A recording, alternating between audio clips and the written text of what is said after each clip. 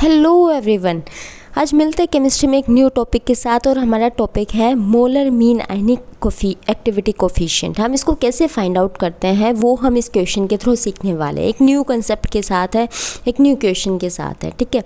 According to the Debye Huckel limiting law, question क्या है हमारा कि डिबाई-हकल लिमिटिंग लॉ के according if the concentration of dilute aqueous solution of KCl is increased 9-fold, कि इन्होंने कौन सा लो लिया है, डिबाई-हकल लिमिटिंग लो लिया है। और अगर हम कंसंट्रेशन है डाइल्यूट एक्वस सॉल्यूशन KCl, मतलब KCl का हमने डाइल्यूट एक्वस सॉल्यूशन ले लिया है और उसकी कंसंट्रेशन को हमने 9-fold इंक्रीज कर दिया है, तो वैल्यू है हमारे पास the value of LNYZ molar ionic activity coefficient, वो कैसे वेरी करेगी वो हमें बताना है। हमारे पास ऑप्शंस क्या क्या गिवन है, increase by 9-fold, decrease by 9-fold, increase by 3-fold और डिक्रीज बाय 3-fold, ठीक है।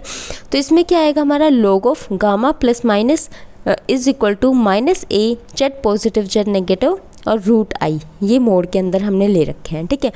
तो लॉग की जगह आप ln भी यूज़ कर सकते हो, गामा प्लस माइनस हमारे पास ये चार्जेस को शो कर रहा है और यही आपकी क्या है मोलर मीन आयनिक एक्टिविटी कोफिशिएंट है।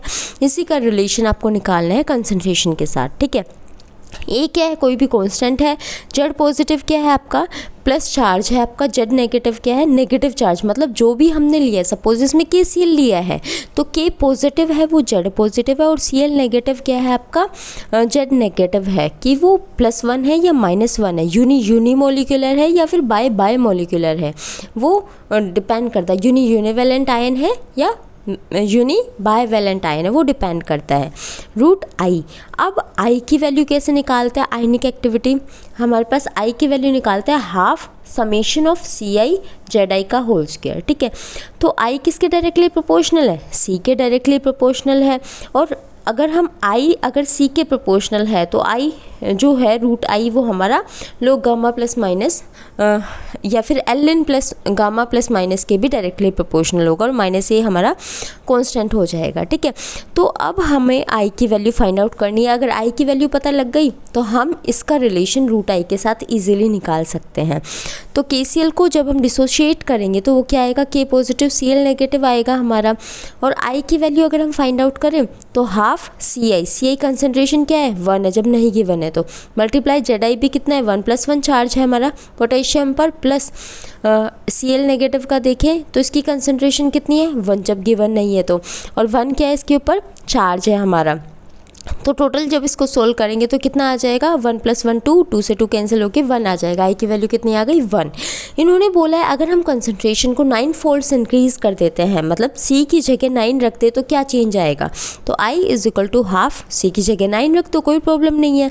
9 × 1 प्लस में 9 × 1 क्या आ जाएगा 9 9 18, 2 9 18, टोटल 9 यहाँ पर आ जाएगा।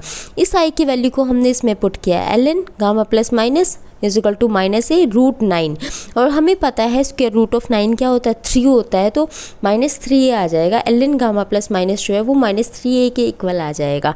तो ये क्या शो कर रहा है कि जो मोलर मीन आयनिक एक्टिविटी कोफिशिएंट है, जब हम उसकी कंसंट्रेशन को KCl की कंसंट्रेशन को 9-fold इंक्रीज कर रहे हैं तो मोलर मीन आयनिक एक्टिविटी कोफिशिएंट क्या हो रहा है 3-fold जो है वो डिक्रीज़ हो रहा है, क्योंकि माइनस जो है वो डिक्रीज़ को शो कर रहा है और 3 हो गया हमारे पास, ठीक है। इसमें आपको क्या चीज़ ध्यान रखनी है, एक तो ये कि डिबाई-हकल लिमिटिंग लॉ से क्वेश्चन पूछे जाते हैं। सेकंड क्या है, इनके बीच में रिलेशन क्या है, ये रिलेशंस आपको अच्छे से समझ में आने चाहिए, अच्छे से लर्न होने चाहिए, ताकि पेपर में आपको ये ना रहे कि हाँ ये हमने नहीं किया, ये हम भूल गए, ठीक है। यहाँ तक अगर आपको कोई भी डाउट रह गया हो तो आप कमेंट बॉक्स में डाल सकते हैं। If you like my video then give like, share and subscribe. Thank you for watching.